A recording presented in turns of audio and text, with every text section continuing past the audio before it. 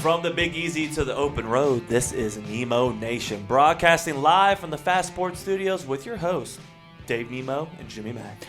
Our good friend Madison with a T is currently making sure that Fastport is represented here in all of its glory. She, by the way, who did beautiful work on the front door here at the Degas House, and will be finishing up that soon. I actually made her pivot. She actually could have finished that up today. I'm having her pivot to work on the Fastport signs because we want to put our best foot forward here on Nemo Nation and make sure. It's looking good so far, though. It is. It's looking pretty darn good, and she's on top of things. He has a beautiful dog, by the way. What is your dog's name again? Ralphie. I want to make sure we get that right. Ralphie. Isn't that funny? Named after a famous Ralphie? It's yes. Ralphie. Okay. It's yes, that Ralphie. that's the Ralphie I was thinking It of. is that Ralphie, Absolutely. and she is and by the way, Madison has a tattoo of a major award. If you've seen A Christmas Story, you know what that major award is. Fastport solves America's toughest recruiting and workforce challenges through research, technology, and people. From registered apprenticeships to veteran readiness, you can learn more at fastport.com or at nationalapprenticeship.org. Nationalapprenticeship.org. Hey guys, listen, this may seem like deja vu all over again. We just had them on last week, but it was in the midst of a really important conversation. I'm still figuring out ways to drop them in more. The new format, by the way, as you know, Dave, really squeezes everybody, and that getting simply here 2 times a month is extraordinary that we can fit them in. That's how important they are to us. Jim Park and Joanne Ritchie of Canada Calling and, of course, of OBAC.ca join us this morning. We were in the midst of an incredibly important conversation that is happening north of the border about what goes on in trucking, transportation, and barriers between provinces north of the border. I wanted to get them both back on. I just wanted to give them a chance to tell you hi as well, too. So, Jim, Joanne, welcome to Mondays. Welcome to Nemo Nation. You are, by the way, let me make sure I get this right. You are 1, 2, 3, 4, 5, 6, 7. You are our 8th and 9th guest this morning. So, welcome aboard. Oh, okay. Yeah. That's pretty wild. Monday morning. You got us out of bed on Monday morning, so we'll do that to talk to Dave. How are you, Dave? It's good to hear you. Fantastic. I hear you guys all the time, and our paths don't cross as much as they should anymore. But I'm always thinking about you. That's for sure. Oh, that's good. It's good to hear you. We're going to start, by the way, for once again, like I said, I don't know if people know how radio or platforming or streaming actually works, but there's a lot of people who listen who only have Mondays available to us, and then people who have the rest of the week available to us, or one day a week. So I thought we could start, Joanne, with a 30,000-foot view of what we were talking about last time, kind of an overview of it, and then we can dig in where we left off, or we can go back and go through it again. But I just thought that what you guys are talking about is so important because, yes, it impacts Canada ferociously and directly, these conversations, but it does have another effect on the United States, and we'll get to that in a second. But more importantly, tell our listeners what we were talking about last week and how monumental this could be for the future of Canadian trucking. We got Park teed up there? What's that? Yeah, I'm all set to go. Yeah. You're all set to go. Yeah. So I'll let you take it away then. All right, go ahead, Jim. No. Yes, here's a question. You answer it. 30,000-foot view. We'll get to Jim for the particulars. Oh, me? Okay, all right. Well, we were at there's been a big push in the last few months on strengthening our national economy, obviously. And one of those, it always comes down to trucking at the end of the day. And one of the big issues is harmonizing east-west trade. And I don't mean necessarily from Nova Scotia to BC. Don't think about, you don't always about, a truck going there. It's just moving from province to province, dealing with all the different provincial regulations. So there's a concerted effort to get, and by the way, ministers of transportation of all those different provinces and territories and the federal government have really come together and said we're really going to do what we can to remove any barriers for goods and people flowing across the country. And part of that was a special committee on part of the internal trade discussion on the trucking and what are the issues there that prevent trucks from moving back and forth across borders. And as I said, we've talked about this before, but this is we're in a different league right now. So last week we were at a meeting of what they called it a trucking hackathon, and this was to get down to some very specific issues that had been on the table for a long time, and get input from trucking experts to say, okay, what can we really do? There's the big long-term stuff, obviously, with infrastructure and everything. But what can we do? What can we work on right now? And so that's what we were starting to dig into a little bit. Some of the things that were brought up by industry at that meeting. And again, this was representatives of some of the big trucking associations across the country. Some of the big carriers were there, and very senior level. These are the deputy ministers of trucking of the federal transport department and all the provincial and territorial governments. Those were the people that we were talking to. I kind of wanted to then pivot to Jim too, because there were so many items on the docket that we didn't get a chance to review, and then Dave will have a question for you guys. So many items on the docket to review. Which was the one that most caught your attention, Jim? We didn't really get a chance to kind of dig into that, and I'll throw the same thing towards Joanne at some point as well too. But was there anything where you're like, that's a great idea, or you thought to yourself, okay, that's something maybe we should kind of take a lot of time to think about and kind of slow roll our way towards before we kind of jump feet first into it? Which ones did you feel like were immediately actionable, and which ones did you feel like maybe could be taken a little bit more time and consideration? Because I know how much you love meetings and committees. Yeah. We've been going through similar meetings and committees for 20 years with OBAC, and so often the same theme comes up every year. We have to crack this nut or do this or get better at that. And there's a I don't know, sort of a resignation to me after some maybe 10 years that you hear the same stories over and over again. That this is never going to get resolved because there's the urgency isn't there. It's one of these things, if we could do that, that would be kind of cool. But we have all these other things we have to do first. So we never get around to some of the problems that could be resolved. And like I said, it's just that, here we go again feeling. This meeting we had last week was similar in that the same topics were coming up that were raised 10, 20 years ago. Except there does seem to be some urgency here now. And I think the one that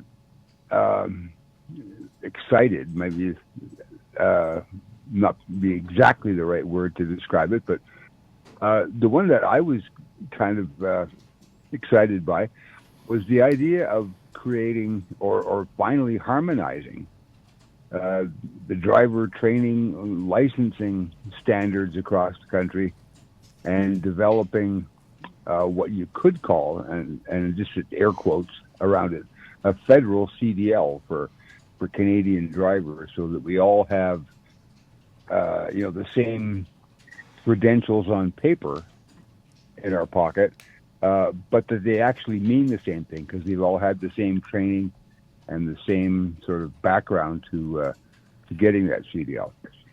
That would be pretty useful, I think. That's really fascinating, by the way, because it's one of those things, too. That's like I said, that sounds to me and very simple, and I'm going to say easy. It's not, by the way, because you're right. Dave, this makes sense, doesn't it? The idea that it's like if you want to get a national CDL, then you've got to make sure that every single province is playing by the same rules to actually award people a CDL. And that's not the case, is it, Jim? Well, not really. When you look at the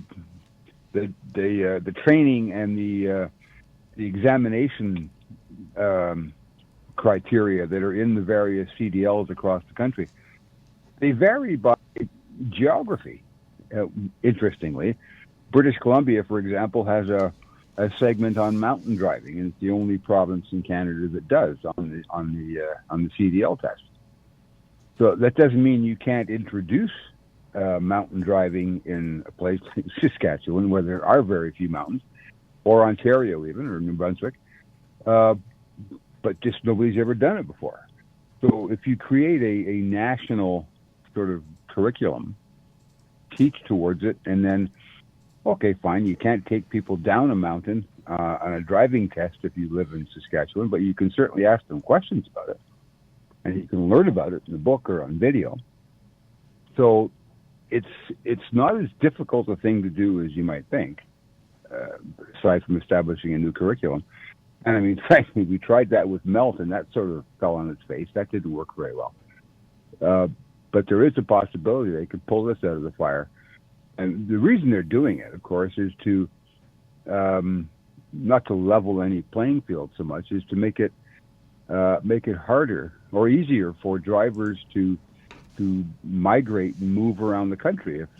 If I wanted to move from Ontario to Manitoba, for example, or British Columbia, just because I have an Ontario CDL doesn't mean I'll necessarily be handed a Manitoba CDL when I get there. I'll probably have to retest or be re-examined, or some sort of knowledge test done to make sure that I qualify to be a truck driver in Manitoba, even though I've been a truck driver here in Ontario for 50 years. One of the reasons, Jim, that the CDL came about, what was it, 1991, I guess, was the fact that a lot of drivers had multiple licenses. So you get stopped in Nebraska, they want your license, you give them your Mississippi license, and then you move on, you get stopped in Oregon, you give them your Tennessee license. Okay, is that going on in Canada, the multiple, like I got a Manitoba license, I got a Saskatchewan license? Is that possible? It might have decades ago, before it all got computerized. Okay. But no, I got you on that. Now. Yeah, I got you on that. Yeah, I thought what I thought Dave was going towards, and I'm glad he wasn't, was that it had been like earlier. It was like practicing law in different states. License to practice law in Washington, license to practice law in Texas, license to drive a truck. But the idea of the CDL, whether it is a CDL for here, which we have, or you guys need up there, is that it's interstate commerce. It's inter-province commerce for you guys. And so it makes a lot more sense if you wanted people, as you talked about, Joanne, last time we talked, the idea that we're not just talking about the border beneath you guys, but the two borders on either side of you guys with the shipping and goods that are coming in. Makes a lot more sense to do this because you can then bring a truck across all of Canada and not have any worries about, crossing those provincial lines. I mean, I guess what I'm asking is, if those laws in fact change and you enter British Columbia from another place, how does that work? I mean, is it just like, okay, you've got a CDL and you're fine, it's from Manitoba, you're good to go? Or is it like, no, you're here in British Columbia, we do things a certain way around here? I mean, that's what we're asking. Just to clarify, if you've got a CDL in any province in Canada, I mean, we have and with the states as well, we have reciprocity agreements that recognize those license plates, those licenses. So, if the driver has a license, they've been licensed in BC or Ontario or Nova Scotia, that's good anywhere in Canada and the U.S. The difference is, though, and this is what Park was getting at, that the standards to get that license and the training required to get that license in whatever jurisdiction is different. It could be, Maritimes, I'm always talking about, because I'm a Maritimer, we think we have higher standards in order for the person to get that license than they do in some places. And there was all the big scandal years ago. You could get your CDL in Ontario with a horse trailer and a pickup truck. By the way, really quickly, Joanne, it seems to me that if they're teaching mountain driving in BC, might they actually teach people to learn what bridge elevations are? I'm just curious if that could be part of the training over there. I'm curious. And the bridge, the mountain thing, BC and the mountains is a good example about, you have to get your license in BC. You learn about mountain driving. That doesn't mean somebody from Nova Scotia or Ontario can't drive in BC. It just means they may have a bit of problems with the mountains if they're not qualified. Now, if you have a good carrier and you're a good driver, you're not going to go to a place where you can't drive. But anyway, I don't think we're never going to see provinces give up. They're going to continue to issue the licenses. That's the way we're a federation. But I think what the goal is, or what the discussion about, is having national standards, making sure that when you have a license in one province or the other, that you will have been trained and to a certain standard. It's things like that. We put a lot of credence in names. Names are so important, going back to the Bible itself, what is the name of God and things like that. So names.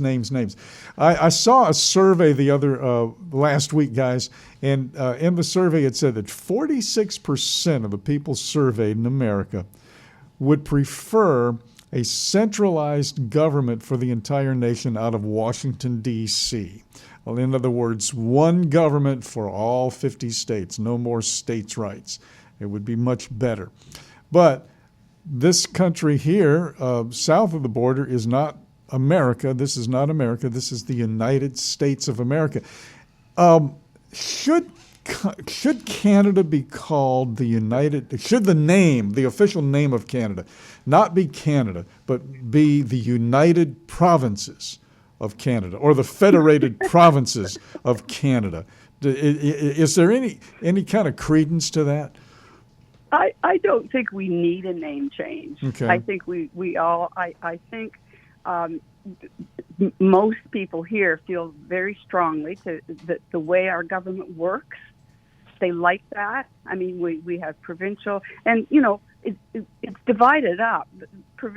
Federal government has responsibility for certain things, and so do provinces. It just happens that in transportation, a lot of the responsibility for rules and regulations and that sort of thing is provincial, because it's a heavily regulated industry when you come right down to it, when it comes to vehicle weights and dimensions and safety and licensing and all that sort of stuff. But that being said, there's a very strong, and it's getting stronger by the day, there's a very strong sense of being united, that all those provinces work together under a federal government. And we have, what we call first ministers, which are the premiers of all those provinces and territories in the federal ministry. And they, in fact, they're meeting today. It's starting a 3-day meeting today in Ontario. The premiers and the prime ministers joining them tomorrow. And certainly these things are going to be very high on the agenda. But I think, Park, one of the other things that we were talking about that there was some pretty interesting discussion about was, developing a universal carrier safety rating, those kinds of things, where provinces at least can have access to each other's database and share. I mean, I think that was pretty high on the agenda too, wouldn't you say? That was really high on the agenda, actually. The carriers were pushing that pretty heavily. And I think that's probably really even more critical than a quote-unquote federal license for drivers, because right now, with the way the safety ratings are built, each province, of course, manages their own. So we have jurisdictions that, and the example I used in the note that I sent would be like a speeding ticket, for example. If a carrier driver was caught speeding, that would go onto the carrier's safety profile and onto the driver's record. So if Manitoba puts 4 points on that speeding violation, Ontario might put 2 or 3. So when you start looking at these violations from 10,000 feet, a carrier in Manitoba might have like more demerit points than Ontario, but fewer violations. So it's really hard to compare apples to apples when you've got a different measuring stick. Really, is what it boils down to, and it gets way more complicated than that. So, what's happening as a result of this dodgy carrier safety rating system is carriers, the sketchy carriers, tend to move around the country and look for jurisdictions that have lower thresholds for points and places where you can get away with more. And if your safety rating goes to hell in one province, you just move to another one and start up all over again, the chameleon carrier problem. So by establishing a level playing field, that is a safety rating system that compares equally all the violations, all the things that you do right or wrong, and then monitoring it at a federal level and sharing all these databases together, then those sketchy carriers will show up a lot more easily, and the insurance companies and the shippers and regulators can spot these people more easily and take action against them. I'm going to say something. That's a pretty important process. There's something here and this is why I brought you guys back on. There's an existential issue here, because let's just say that this stuff all goes into effect. I mean, people don't realize this is one of the key ways in which a central government, a federal government, actually strengthens itself, because it then becomes the de facto determinant of the movement of goods and freights and services throughout the entire country. You talk about the idea of if a carrier can move from province to province, if a driver has different rules by which they can engage in the road, if in fact each law enforcement agency has different rules of engagement, all of that kind of stuff. When that goes out the window, and it all goes back to kind of an overall shared province sort of approach, this actually strengthens the federal government of Canada. It gives it immense power. I mean, this is essentially a nonviolent version of the argument the United States had in 1860. Doesn't involve slavery, I understand that. But we're talking about, for the first time, Canada really talking about giving its central government some real teeth when it comes to the highways and byways of the country. Is that fair? Well, I think that... Yeah, okay. What do you say about that, Park? I was going to say, yeah, I'll be quick, and then you can have it. I don't think the federal government is making a power grab here. I think the provinces and the industry itself agrees that while the way Canada is governed, goes back to constitutional times, when the provinces were given responsibilities for certain jurisdictions and things they have to regulate. It doesn't really work in the transportation sense when you have a national issue here. Like, all the provinces can have their own little safety ratings and their own weights and dimensions rules. That's all fine. But at some point, because international or interprovincial commerce you get in the way of interprovincial commerce when you have all these rules. So if you take them all down and come up with a common denominator, a whole pile of common denominators, everything becomes clearer and easier to manage and deal with. The problem is, from a existential perspective, that's not the way we do things here in Canada. Right. The provinces have authority over various things, and they're not going to relinquish that anytime soon. So it's not that the federal government's stepping in going, okay, step aside, everybody, we're taking over here. It's just they finally sort of realized that this Canadian dream of how we do things isn't working that well. Well, and that's what I'm And saying. we need to come up with a better idea. I'm not suggesting a power grab here. I'm suggesting that sometimes that when you get like a centralization of federal power, I don't mean that as a negative or a positive, but it's like Okay. it's inescapable. I don't think that the federal government of Canada is up to this giant power grab. I think it's one of those things where they're saying either we all hang together or we all hang separately. In that sense, and the idea that becomes a moment where we have to do this. I mean, is there an urgency about this? Go ahead, Dave. Well, I was going to try to draw some kind of a parallel here, if I could. The FM, speed limiters. Okay, ATA comes out for speed limiters, and then and then Congress says to FMCSA, okay, do speed limiters. So the early iteration of it was, actually, Congress said stick what do it. you think? Yeah, FMCSA asked the trucking industry, well, what do you think? 62, 65, 68? You pick a number and we'll see if it works. In other words, they tried to drag this out and delay it for as long as they could, and they made it, and they were successful at it. My question, this may be Dave's dumb question of the year, does the federal government really want to change this? Do they really want to have this 100% into their bailiwick now, or are they pretty well? Let the provinces handle that. Or are they kind of like no thank you, no thank you, no thank you? I mean, nobody seems to be itching to do this. Yeah, It goes to exactly. Jim's point. Well, the idea isn't a grab. It's like we got to do it, I guess, right? Okay, I just want to jump in here and clarify something. First of all, the big picture, what our country is trying to do, federal and provincial, we're trying to strengthen our domestic economy.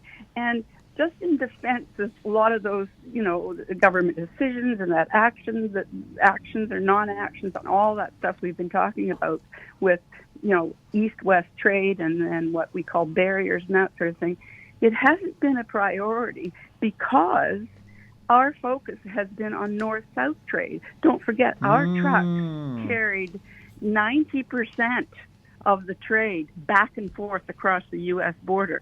So we were more concerned that the top priority in those committees were things, dealing with border issues and making the trade routes and making it smoother to get that stuff back and forth across the border.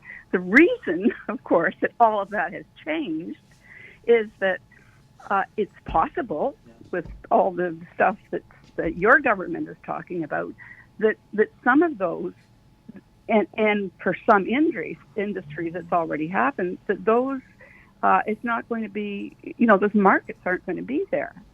And so this is why we're looking at not just internal trade, but also our trade with other countries.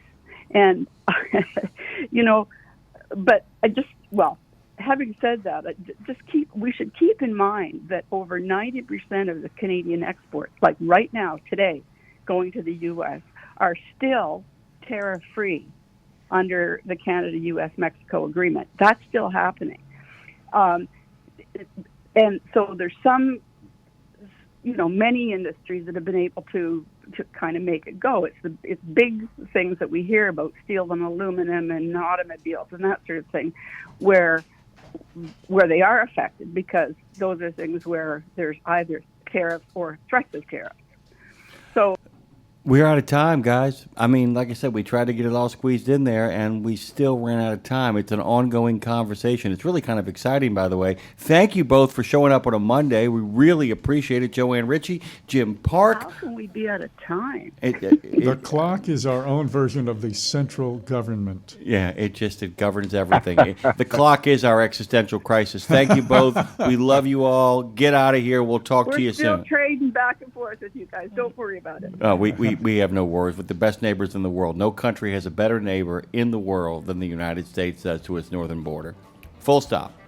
If you disagree, name them. Good luck. Belarus is not a good trading partner. We'll be right back.